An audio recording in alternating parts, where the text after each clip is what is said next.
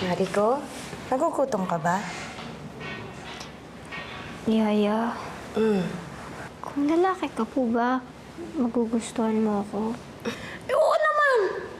Ang ganda mo kaya. Sexy, maputi, matalino, mabait, makinis, mayaman.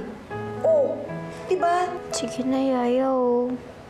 Sabihin mo na sa akin yung totoo. Hindi naman ako magagalit, eh.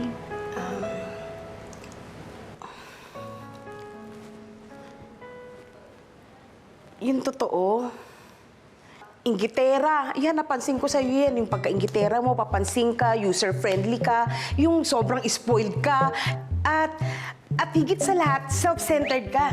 Yun yun, gusto mo, ikaw lagi yung bida, ikaw yung nakikita, ikaw lagi yung nauuna, yung ganun ang napansin ko sa'yo. Yun. Di ba? Minor lang naman.